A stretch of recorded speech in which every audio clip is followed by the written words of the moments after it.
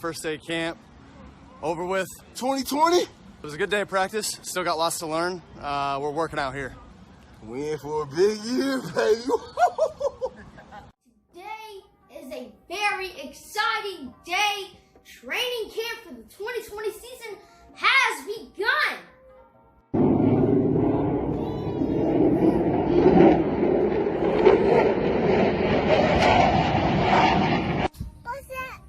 Alright, today I'm going to be taking away some things with training camp that you may have missed or that you already know, or just I'm going to be talking about all training camp today, so make sure you subscribe for more training camp news. But yeah, let's get started.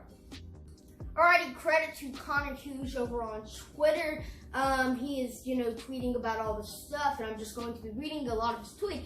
So, the New York Jets started training camp off this year with some punting drills with Brady Man punting and Braxton Berrios with returning. Nice to see him still, being great and returning the ball. Rookie Mekhi Becton is working with the first team. Smith, Perriman, and Crowder at wide receiver. Millette, Desir, Poole, the corners. Now, as you see, there's no Mims and there's no Austin. No clue why Blessing Austin is not working out with everyone else. Denzel Mims apparently has a hamstring injury. And whenever you see the name Smith, you're probably thinking Vincent Smith. Actually, that's Jeff Smith. So obviously, he must have did something to impress coaches. So Becton, he said Becton is the biggest player I've ever seen, and God, he's huge. I once rode an elevator with Joakim Noah, who holds honor as tallest person. Dang. So, if you don't know, Joakim Noah, he's a tall center in the NBA, and he's saying that Mekhi Becton's bigger than Joakim Noah. So players that were kind of being the starters in the drills, you had Darnold, Bell, Herndon, Jeff Smith, and then you had Perriman, Crowder, Fant, Roden, McGovern, Lewis, and Becton. Then on the defense, you have Quentin Williams, Henry Anderson, Terrell Bashman, Jordan Jenkins, Neville Hewitt, James Burgess, Arthur Millette, Pierre Desir, Brian Poole, Marcus Mann, Bradley McDoodle. If you're wondering where Avery Williamson is, he is still placed on the PUP list for physically unable to perform. But I was watching the training camp live stream earlier this morning, and Eric Allen said he needs to do a couple more stuff. After he does all those things, he will be good to go. Other takeaways, Ryan Griffin, backup tight end, and probably will be splitting roles. Him and Herndon will probably have a kind of split kind of plays in 2020. He's also on the PUP list, and Joe Flacco is also on the PUP list. Things you have, Quentin Williams just flew past Mekhi Becton for a tackle for loss on Bell. He got the ball awfully quick. Now, there's some bad things about that, and there's some good things. Now, Mekhi Becton's obviously a rookie and didn't block as great, but that's probably maybe even been his first play playing. So there's something, he's just got to get used to everything. I mean, obviously players are going to be rough. They probably haven't played together since 7 months ago. That's probably the last time a bunch of these players have seen each other since 7 months ago. And Quentin Williams, he's the good part about this tweet. I mean, Quentin Williams last year was, everyone thought he was a bust kind of. He's a player who just wasn't he was good last year, but no one really recognized him. And he didn't have that great of a rookie year as we thought he would have. But now, I think, last year in the draft, people were saying that he could possibly be the next Aaron Donald, and I think that he's going to show this potential this year. I think Quentin Williams will just erupt as a big-time player this year. So that's a very good thing. He got the ball really quick. Nice to see that he's just, shedding blocks and everything. Another thing about the Jets receivers. So yeah, this is when I kind of got shaky. We didn't know about the hamstring yet. It said Mims actually isn't doing anything. He's on the sideline in a mask. So we were all like, "Come on, Denzel." We're like, "Come on, Adam, play him." But as I said, he has a hamstring injury, so that's very disappointing. So then the practice ended. Let's see, he said, early takeaway. As most teams in the NFL, I would presume the Jets look incredibly rusty, not pretty. As I said, this is probably the first time they've been playing against a defense, or not just backyard football kind of. This is the first time that they've actually played a scrimmage or something. So now, how do we get into the injuries? Jets injuries. Denzel Mims, hamstring. Pierre Desir, hamstring. Frank Gore, hamstring. Kaufusi, hamstring. Those are the main guys. Kaufusi is a defensive lineman, I think. Denzel Mims, hamstring. Rookie receiver, we need him back. I mean, I wanted to see him in rookie year. That would be great. Pierre Desir was playing today, but I guess he might have been playing good, or he might have pulled his hamstring while playing.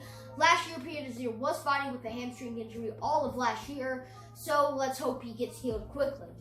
Adam Gase does not know an ETA on any of these guys will be back because the hammies are weird like that, meaning like he doesn't know when they're going to heal. A player could be healed as of next week, and one player could be healed at the beginning of the season. We have no clue. So Gase was excited to be back, but said team had too many pre-snap penalties, so that's obviously something that affected the Jets really hard last year, having a bunch of penalties. I mean, they just got to get used to the game, and, they're going to be good in a, couple days, weeks. I mean, not weeks, days. Denzel Mims injured his hamstring yesterday or the day before, hurt it running routes on air. Frank Gore hurt it last week. He's been doing stuff with the group, so Denzel Mims is probably going to be recovering later, and Frank Gore is going to be covering soon because he hurt it last week, so he's already a week into his recovery. Gase admits it's not ideal for Mims to get hurt as a rookie, considering there was no OTAs and minicamp. Yeah, that is very, that having no OTAs, that's kind of where players get to meet each other and kind of get used to each other. But now with no OTAs, you're kind of just going in there. But yeah, it's not good for a rookie to get hurt as a rookie because, you need to solidify your spot on the roster. Now, Denzel Mims being a second-round pick kind of already has the leverage of maybe even being a starter, but it would be really bad if someone like Campbell or Cager got hurt. I mean, them getting hurt as rookies, they would probably not even make the team because they're undrafted free agents. Not saying Denzel Mims is a lock to make the team because Polite we all thought was a lock to make the team, but he ended up getting cut. So let's hope Denzel Mims doesn't do anything like that. But if I'm being honest, I don't think Denzel Mims is going to end up like Polite. Gase said Mims took a weird step and got hurt. Sounds bummed out because Mims has done everything right since he got to the Jets, so he's not Polite 2.0. And no one has even talked about him being Polite 2.0. That was just a weird observation I made. Gase said Jets will discuss adding a veteran receiver for the young group, but it's a bit harder to develop with the pandemic. This is huge right here. So, a veteran receiver, there's a lot of veteran receivers on the market, and the Jets want to add one. They have contract talks with Demaryius Thomas. I'm saying add Gabriel. Gabriel is a slot receiver, so don't really want to focus too much on that. Paul Richardson maybe, but Paul Richardson's never healthy. The one season he was healthy in like 2014, 15, 16, I don't know what year it was. He was with Seattle and did 773 yards. He was a very solid receiver, and when healthy, he can produce some very good talent. He's an outside receiver. He can make up for Mims if he's still not healthy by the time season comes, but he's not been placed on the pup list, so I think Mims is good. It's just adding receiver could be huge. Adding a little more depth as we all want. I made a video about Monday or like last week or something, saying how the Jets could add Gabriel and Paul Richardson or Demaryius Thomas. Those are, I think, the top 3 receivers on the market right now. But you never know. They could trade for a player too, so we have no clue what's going to happen. Other stuff. Gase said Jets want to get all the mistakes out now during PESUDO OTAs, so they don't carry over to training camp next week. And then, the regular season is in 4 weeks. So basically, this is kind of like OTAs this week. It's technically training camp, but they're viewing it as OTAs, so there's that. Alright, almost done with the tweets here. We have 3 more tweets left. So, Gase on Jets offensive line were a lot bigger than last year. That's for sure. Gase on Quentin Williams, he's come and gone to work. He's come into work. He's not looking to talk much. So he's just focused on being the best player in the NFL this year.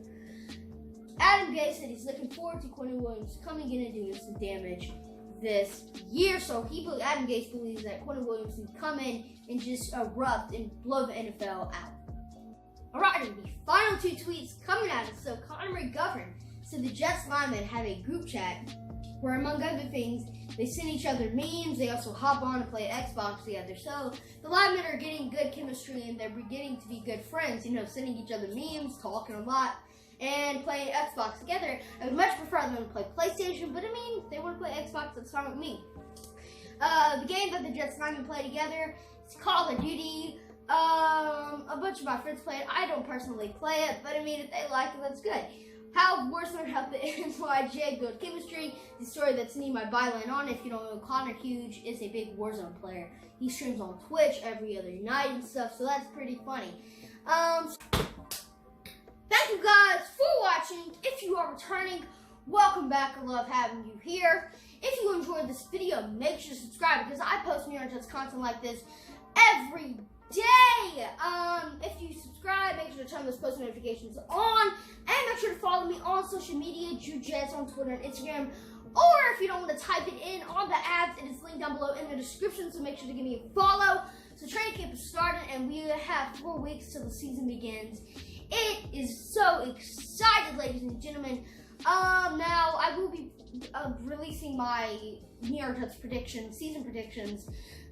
Maybe even tomorrow. I will be releasing that soon. That video will be a banger, hopefully. Yeah, good content coming in the days, so make sure to subscribe. And thanks for watching. This is all Cool Jets. Peace!